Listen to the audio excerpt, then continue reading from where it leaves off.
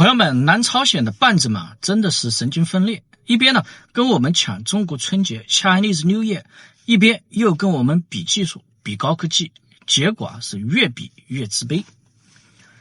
根据韩联社2月22号的权威报道，韩国科学技术信息通信部呢近期向国家科学技术咨询会议提交的2024年度技术水平评估结果草案，揭开了中韩科技实力对比的关键变化。2022至2024年间，在韩国重点布局的11大领域136项核心科学技术范畴内，两国的技术水平差距是持续的拉大。韩国在战略技术板块中唯一稳居领先的二次电池技术也已经被中国全面的反超，这也是韩国官方首次正式承认这个关键逆转。这可真不是我自吹自擂也不是外媒随便炒作，而是韩国政府自己拿出的官方数据，相当于韩国亲自盖章承认，在他们最看重、最想守住，也被认为之前唯一还能对华有优势的科技赛道，都已经被中国彻底超越。而这呢，也意味着韩国高科技领域是全面的败北。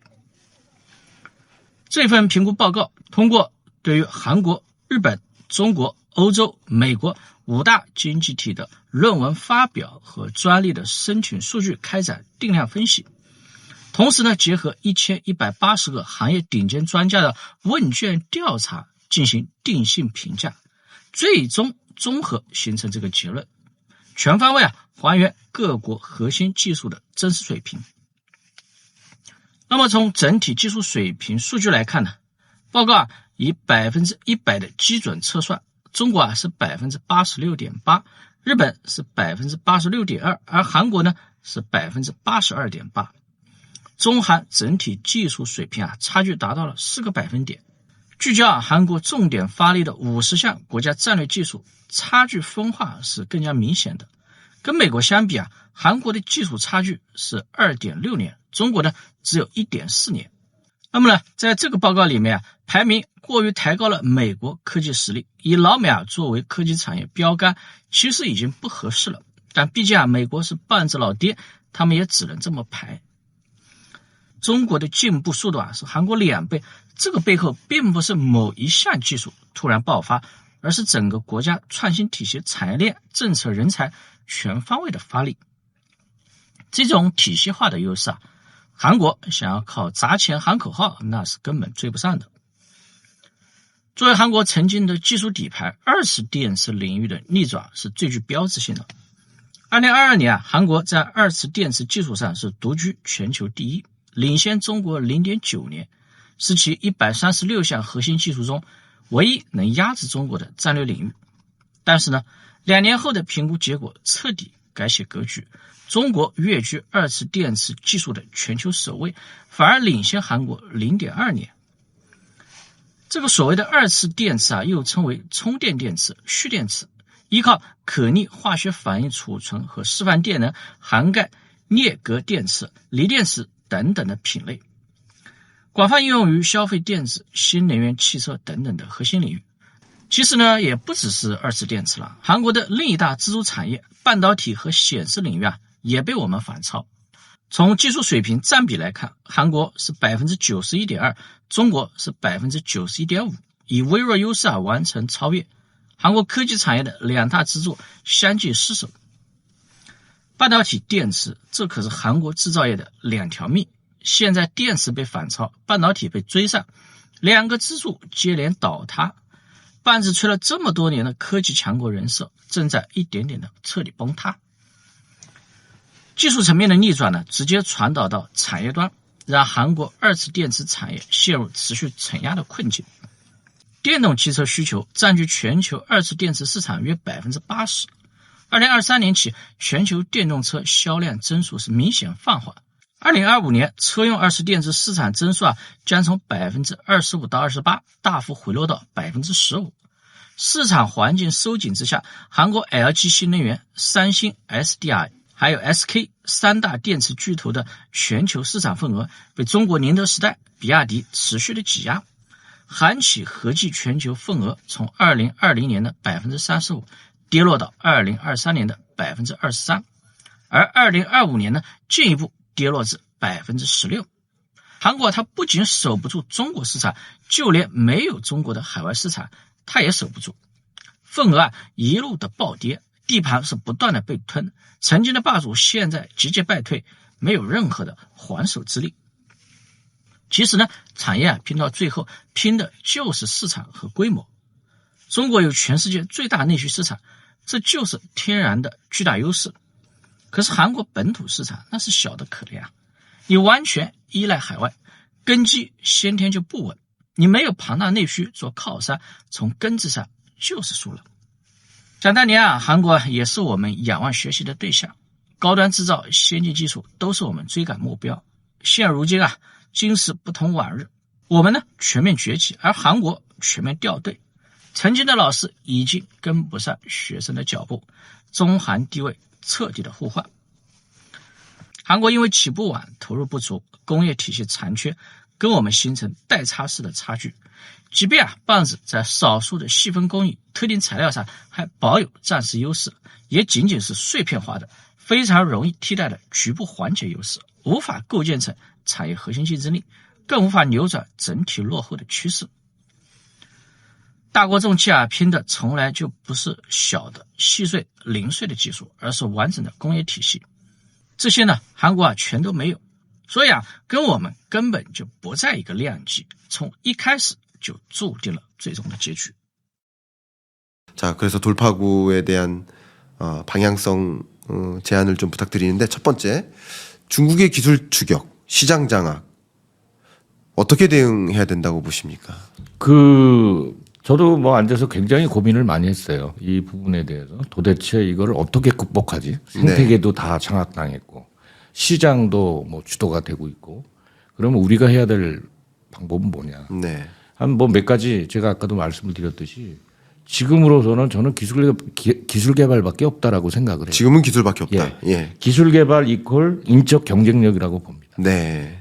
근데 그것도 지금 이제 심각한 문제가 뭐냐면, 중국의 이제 가장 큰 배터리 업체인 CATL 같은 데가 R&D 투자액이나, 그 다음에 R&D 인력이나, 그 다음에 이 여러 가지 포인트에서 한국의 배터리사가 당해내지 못할 정도의 3사가 합쳐도 네. 그 투자비보다도 훨씬 많고, 한 회사가. 예.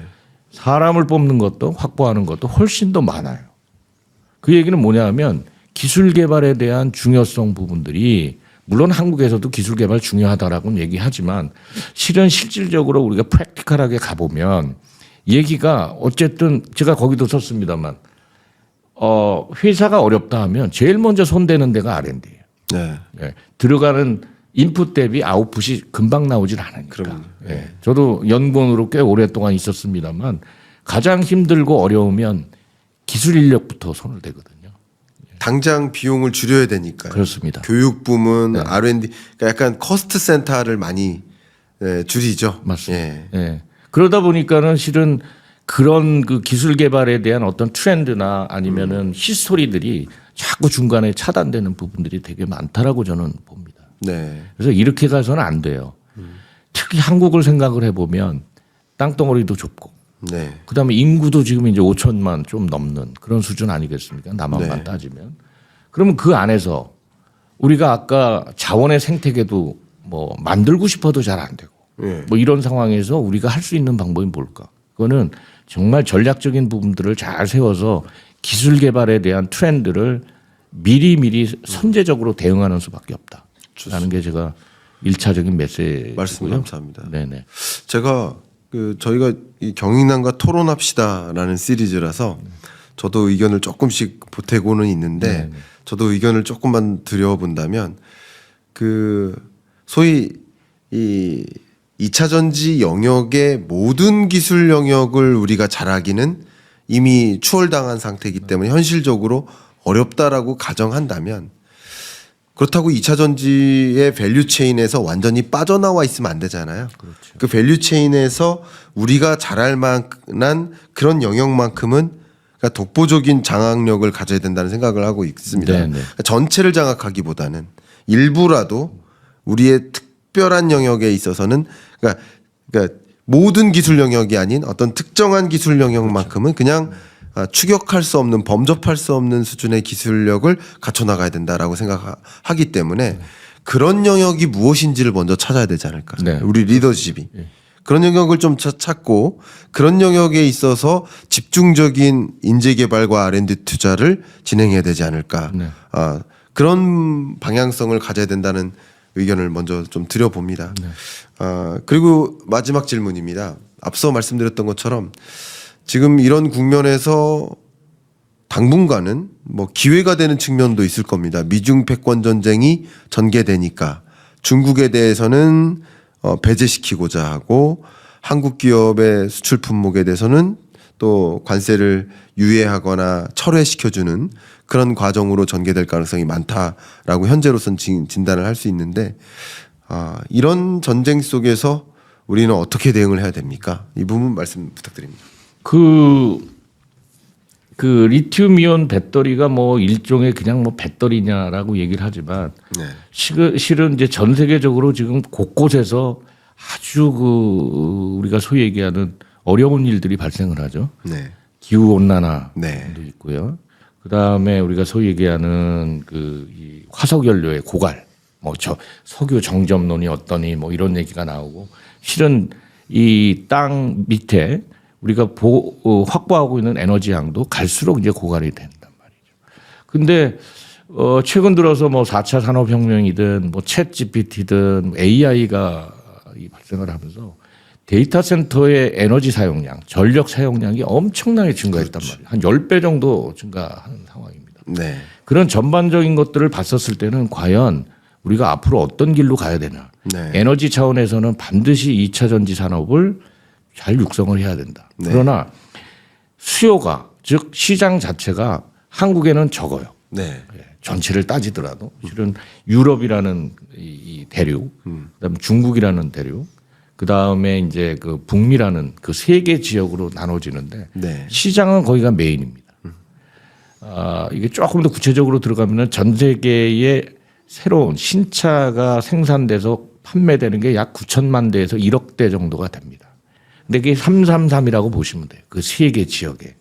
그러면 시장 자체는 유럽이나 북미에 있다라는 얘기죠. 네. 근데 중국은 벌써 리튬 그 전기차 시장이 거의 40%에 육박한단 말이죠. 근데 나머지 시장들은 여전히 시장이 있어요.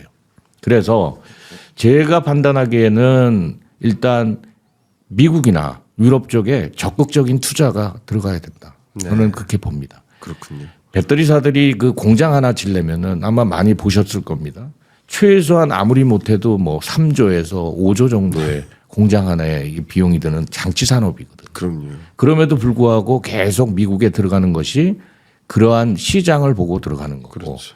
또 하나는 중국이 일단은 미국에 들어가기는 당분간은 어렵단 말이에요. 네. 그러니까 들어가서 선점을 하겠다라는 그 부분들로 보입니다. 전략적으로. 저는 그게 맞다고 보여요. 그래서 미국이라는 시장을 겨냥해야 되고 한국은 지금 수출로 먹고 사는 데 아니겠습니까? 엄밀히 따지면. 그러니까 시장이 있는 대로 가야 된다. 그거는 저는 확실하다고 봅니다. 그래서 유럽이나 미국에 적극적으로 들어가야 된다라는 거 하나. 그다음에 두 번째로는 생태계 조정이 지금 너무 안 돼 있기 때문에 거기에 좀 신경을 좀 많이 써야 되겠다라는 겁니다. 그러려면은 정부가 적극 나서야 돼요. 네. 국가 차원에서 나서주지 않으면은 일개 기업들이 뭐 어디 광산에 뭐 투자했네 하지만 실은 정책 자체나 국가에서 추구하고 있는 지원해 줘야 되는 그러한 여러 가지 역할들이 있는데 그 부분들을 좀 더 적극적으로 해야 된다. 그래야 우리가 살아남지 않겠나 하는 생각이 듭니다. 네. 과거에 반도체에 그 일본하고의 어떤 마찰이 있었을 때 그쪽에서도 화이트리스트라고 해서 핵심이 되는 원료들을 공급 중지시켰잖아요. 2019년이죠. 네네. 아주 심각했지 않습니까? 네. 그래서 자체적으로도 개발하고 했는데 한국은 아무튼 그 생태계가 잘 조성이 안 돼 있는 부분들이에요. 네. 그래서 제가 거기 그 얘기를 했지만 정말 지치지 말고 꾸준하게 정부를 중심으로 해서 네. 지치지 말아야 된다. 그렇게 해야 된다고 봅니다. 마지막으로 말씀을 드리는 거는 생태계 중에서 왜 선진국에서 가공 그 원소 원료에 대한 가공 부분들이 약했나 이렇게 따져 보면 네. 폐기물이 어마어마하게 나옵니다. 가공 네. 그렇죠. 할 때요. 네. 왜냐하면은 이 광석 안에 포함되어 있는 원소의 양은 대단히 작지 않습니까? 네. 그러니까 그거를 다 분리해내야 돼요. 그러니까 그럴 때는 굉장히 많은 이제 폐기물이 나올 수밖에 없어요. 네. 그다음에 뭐 아주 강력한 뭐 산이라든지 염기들을 많이 쓰고 하거든요. 네. 서구에서는 그걸 꺼려요. 환경 문제도 있고 환경 얘기하면 한국도 지금 뭐 다들 저도 뭐 굉장히 어려웠습니다만 네. 그 정도로 강하잖아요. 근데 엄밀히 따져보면 우리가 자원을 가지고 할 수 있는 비즈니스에서 그 부분을 무시한다라고 하면 결국은 뒤질 수밖에 없는 거거든요. 네. 그래서 서구에서 이 부분이 개발이 됐다라고 할지라도 실은 아까도 말씀드렸듯이 환경 문제 이런 부분들이 이슈가 생기다 보니까 안 한 거죠. 다 놓친 겁니다. 네. 그래도 중국은 뭐 세계 공장이라고 얘기할 정도로 이제 그런 부분이 잘 발달이 되고 정부 차원에서도 어떤 측면에 있어서는 많이 지원을 해주는 부분들이 있죠. 네. 그래서 국가의 전략이 필요하다. 그리고 그 전략을 실행할 수 있는 부서와 적극적인 정책이 필요하다. 저는 그렇게 생각을 좀 하고 있는 상황입니다. 네.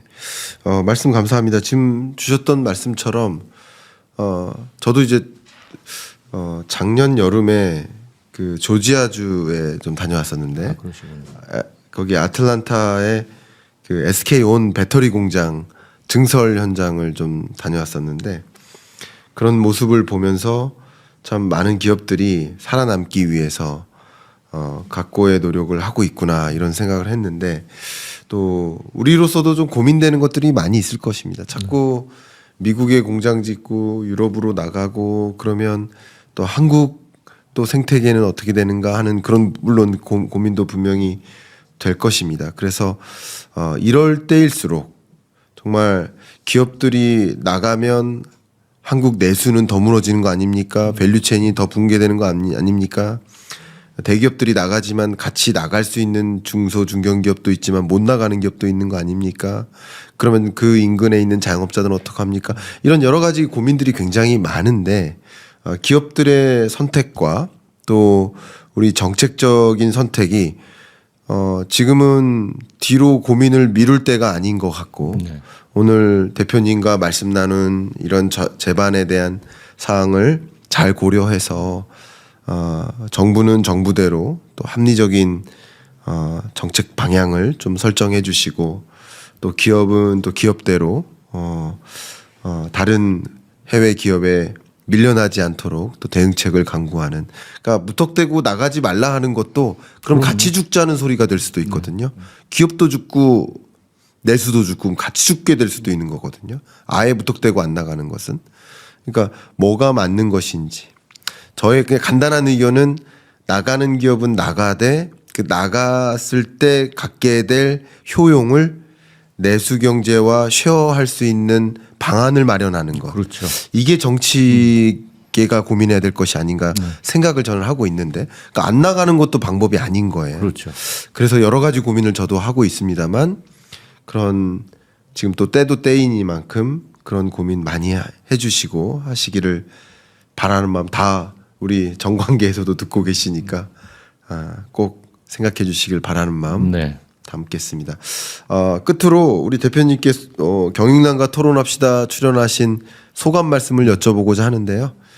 우리 미래 에너지 중심 리튬이온 배터리의 저자로서 이 산업의 패러다임 변화를 읽고 어떻게 대응해야 될지를 고민을 많이 해주셨는데 오늘 토론에 참여해 주셔서 인사이트 있는 말씀 공유해 주셔서 감사하고 감사합니다. 저도 책을 좀 추천드리고자 하고 대표님 소감 말씀 막 듣고 마무리하겠습니다. 네. 그동안에 이제 몇 차례에 걸쳐서 다른 경험들도 있지만 오늘처럼 좀 깊게 그리고 제가 그동안 이 책을 쓰게 된 이유 중에 하나도 기술을 하는 사람들은 기술만 그리고 우리 소위 얘기하는 주식을 하는 사람은 주식만 그러다 보니까 내용들이 이렇게 전체적으로 취합된 것보다는 그 원하는 파트에 따라서 이렇게 분석돼 있는 데이터들이 많았던 것 같아요. 그렇군요. 근데 저는 이제 현업에 있었던 사람 입장에서 산업계에 있던 사람 입장에서 보면은 정말 이 모든 것들을 다 이 합쳐져야만 모아야만 뭔가 방향을 잡을 수 있는 그런 상황이다라고 느껴서 많은 대중들이 좀 느꼈으면 좋겠다라는 차원에서 저희가 한쪽에 바이어스 되지 않고 좀 이렇게 길게 제가 펼쳐놓은 그 내용들입니다. 근데 그런 내용을 하면서 정말 고민스러웠던 것이 정말 너무 많이 뒤져 있구나 하는 생각을 좀 많이 했고 네. 그런 부분을 오늘 또 이 자리에서 우리 교수님하고 또 나눌 수 있는 그런 기회가 돼서 그리고 이런 메시지를 많은 분들이 좀 느끼시고 좀 심각하게 고민을 해야 될 시점이 아닌가. 한국 나름대로 아까 이제 그 내수와 이 해외 투자에 대한 부분에 고민을 하셨는데 저는 얼마든지 방법이 있다라고 생각을 합니다. 한국은 브레인이 되면 되거든요. 네. 브레인으로서 그 모든 것들을 이렇게 핸들링할 수 있는 그런 비즈니스 차원에서 아마 풀어나갈 수 있는 방법이 있지 않을까 싶습니다. 네. 어쨌든 시간이 필요하지만 지치면 안 되겠다라는 생각이었고요. 그런 메시지를 이런 좋은 자리를 통해서 많은 대중들과 나눌 수 있다라면 뭐 더할 나위 없이 감사드리죠.